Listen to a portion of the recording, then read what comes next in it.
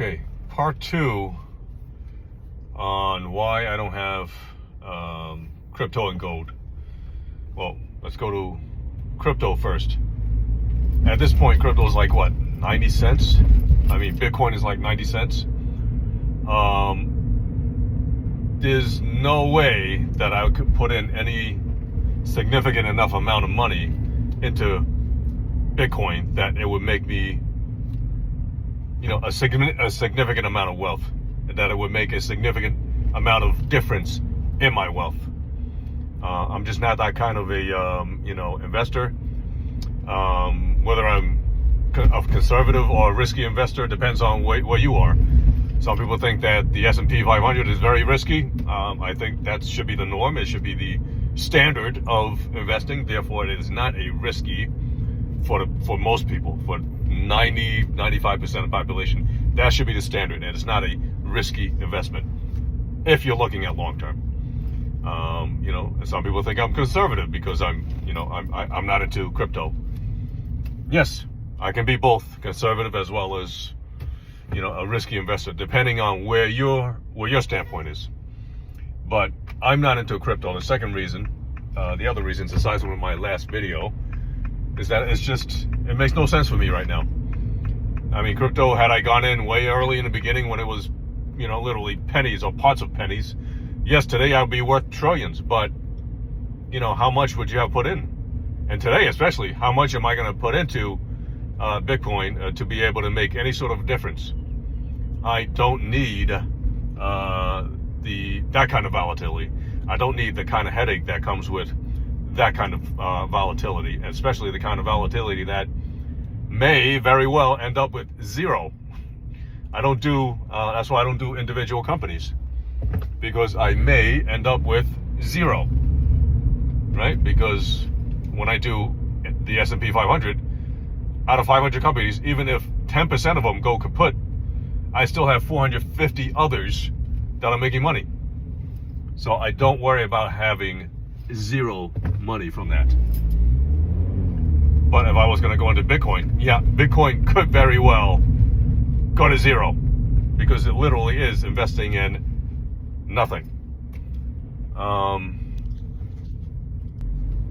And at this rate, having climbed from pennies to 90,000 per Bitcoin, I mean, what are we looking at? Some people are thinking it's going to go to like 1 million per Bitcoin. I highly doubt that.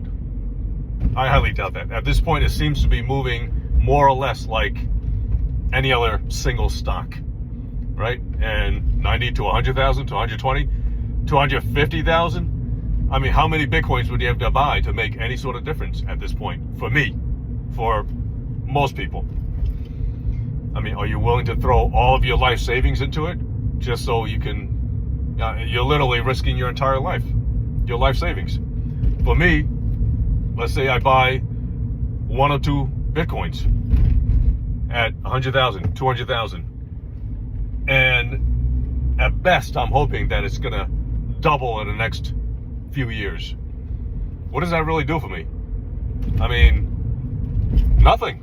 It does absolutely nothing for me. And I'm certainly not going to put any more than that. I would never put $1 million into crypto and hope for $2 million a few years later. I mean, it's almost what's happening with the S&P anyway. Within the last 5 years, basically every 5-6 years, the S&P was doubling. So what's the sense of putting any amount into something that's as volatile as crypto, when my stocks, when my stock portfolio, the S&P 500, was literally doubling every 6 years or so? And I can safely put all my money into it without having to worry that one day I'm going to end up with zero. Okay? So that's all the other reasons why my wife and I don't do crypto. Okay? It's really makes no difference to us right now. And if crypto becomes so accepted by the mainstream investing companies, and it is starting to, well, then if it becomes that prominent, it'll sooner or later it's going to become a part of the S&P 500 anyway, and then I would automatically get a piece of the crypto pie. Okay, but if it comes to that sort of popularity, then okay, I'm automatically in the club anyway. So I don't. In either case, I don't worry about it. And as for the other thing, why I don't have gold, and once again, gold, it's gone up nicely through history, but so have stocks. And if you're holding gold for the long term, why not hold stocks for the long term? There is no inherent benefit in that regard, to having gold over stocks and indexes. And by stocks, I always mean indexes. So there is no inherent benefit or advantage to holding gold ETFs versus stock ETFs. If it generally goes up, well, so do stocks. But stocks have actually gone up more, and stocks produce a dividend as well for you. So that's a double benefit. And yes, in uncertain times like these, when stocks go down, gold may go up, but that's short term. That's short term. I don't play the short term game. All I play is the long game. That is the only game I play. And because I already have a pension, and a pension, once again, pays for my basic living. And I design my lifestyle around my pension, versus most people that just, they just spend, and then they end up with a pension that's half, maybe a quarter of their previous income, and they're like, I can't live on this pension. Now I have to get a full-time secondary job after retiring for the PD or FTE or teaching, etc. So yeah, that's another reason why I don't do gold. And at this point, it just makes zero difference for me. There are absolutely no benefits for me to be holding any gold ETFs, and certainly not physical gold, physical silver.